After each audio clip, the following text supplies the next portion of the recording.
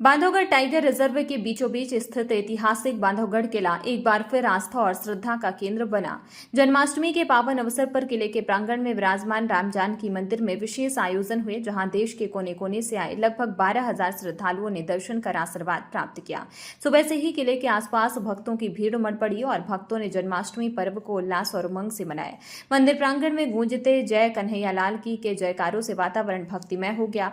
हम आपको बता दें कि इस दौरान उमरिया जिला पंचायत सीईओ अभय सिंह एवं पुलिस अधीक्षक निवेदिता नायडू ने 12 किलोमीटर का पैदल सफर कर राम जानकी मंदिर पहुंचे, जहां पर वो अपने आराध्य राम भक्त दरबार के दर्शन कर आशीर्वाद प्राप्त किया। बांधवगढ़ किला, जो कभी रीवा रियासत के अधीन रहा है, अपने ऐतिहासिक महत्व और धार्मिक आस्था के कारण विशेष पहचान रखता है। यहां स्थित राम जानकी मंदिर में भगवान श्री राम, माता सीता और लक्ष्मण जी के साथ विशाल राम दरबार स्थापित है, जिसकी झलक पाने के लिए श्रद्धालु दूर दूर से आते हैं। इस अवसर पर स्थानीय प्रशासन और बांधवगढ़ टाइगर रिजर्व प्रबंधन ने भी सुरक्षा और व्यवस्था के विशेष इंतजाम किए थे और जंगली जानवरों की निगरानी के लिए बांधवगढ़ टाइगर रिजर्व के पालतू हाथियों को तैनात किया था। श्रद्धालुओं की सुविधा के लिए पानी, स्वास्थ्य और परिवहन की व्यवस्था की गई। भीड़ को नियंत्रित करने के लिए पुलिस बल और वन विभाग की टीम तैनात रही। श्रद्धालुओं ने बताया कि जन्माष्टमी पर बांधवगढ़ किला एक अनोखा आध्यात्मिक अनुभव देता है। ऐतिहासिक धरोहर और प्राकृतिक वातावरण के बीच भगवान श्री राम और श्री कृष्ण की आराधना का सौभाग्य मिलना भक्तों के लिए अविस्मरणीय क्षण बन गया। जन्माष्टमी का यह पर्व न केवल धार्मिक आस्था का प्रतीक रहा, बल्कि इसने उमरिया और आसपास के क्षेत्रों में सांस्कृतिक उत्सव का भी रूप धारण कर लिया।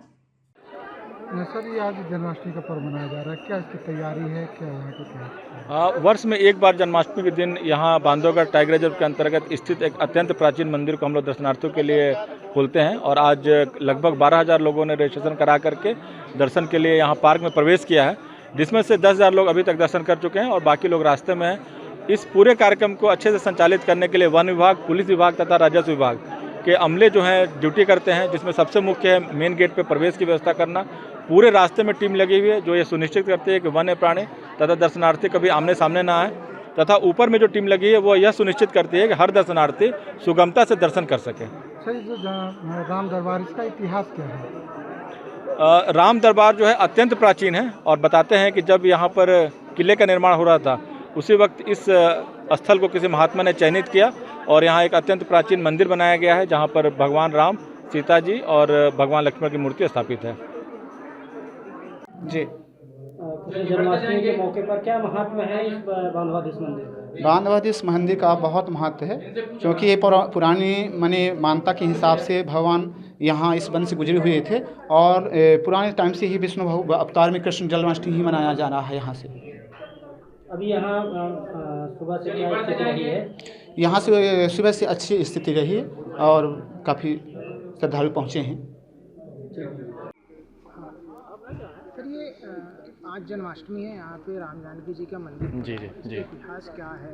आप यहाँ पे पूजा करने आए हैं, इसके बारे में? जी, ऐतिहासिक रूप से ये जो माना जाता है कि ये भगवान श्री लक्ष्मण का ये किला है, जिसको भगवान श्री राम ने उनको सौंपा था लंका से लौटने के पश्चात।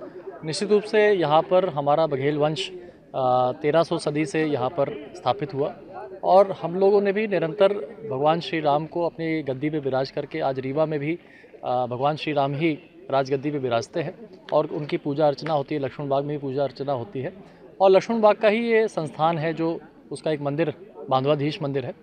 और हर साल के प्रति जैसे क्योंकि फॉरेस्ट रिजर्व बनने के बाद से, क्योंकि एक ही दिन खोला जाता है, पहले तो ये 12 महीने खुला रहता था, लेकिन फॉरेस्ट जब से नेशनल पार्क बना है तब से केवल एक ही दिन यहाँ पर पूजा अर्चना हो पाती है और श्रद्धालु आ पाते हैं।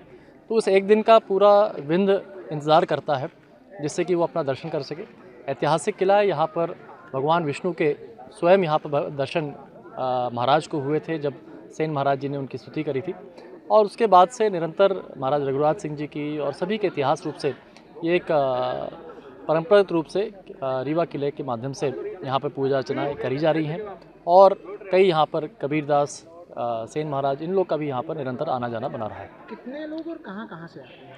देखिए, पहले तो यहाँ पर केवल अपने विंध्य के ही लोग आते थे, लेकिन अब क्योंकि ये एक इंटरनेशनल टूरिस्ट डेस्टिनेशन बन गया है, तब से मैं आज देख रहा हूँ कि देश के हर कोने से और कुछ तो बीच में विदेशी भी यहाँ पर आ रहे हैं। तो सभी लोग जैसे इसके बारे में जानते हैं, उन लोग को जिज्ञासा रहती है कि एक दिन ये किला खुलता है, क्योंकि टूरिस्ट के लिए भी किला नहीं खुलता है, तो वो भी चाहते हैं कि एक दिन यहाँ पर कम से कम मंदिर के माध्यम से उस किले का ये लोग देख पाएँ, उसकी इतिहास देख पाएँ, यही उनकी इच्छा रहती है। वर्ल्ड हेरिटेज बनाने के लिए भी सरकार देखिए, मैंने ही जब प्रहलाद पटेल जी अपने टूरिज़्म मिनिस्टर थे तब मैंने उनको प्रस्ताव दिया था। तो यहाँ पर आर्कियोलॉजिकल डिपार्टमेंट के माध्यम से हमने सर्वे भी कराया है। अब मेरी चर्चा चल रही है कि इसको या तो फॉरेस्ट डिपार्टमेंट डेवलप करे या तो आर्कियोलॉजिकल डिपार्टमेंट डेवलप करके, क्योंकि धीरे धीरे किला संरक्षित न होने के कारण अब गिरता चला जा रहा है। तो संरक्षित होना बहुत आवश्यक है और हम प्रयास कर रहे हैं कि इतिहास को और जो इसकी जो परंपराएं हैं उसको यहाँ पे बना के रखे रहे। यही मेरी इच्छा है।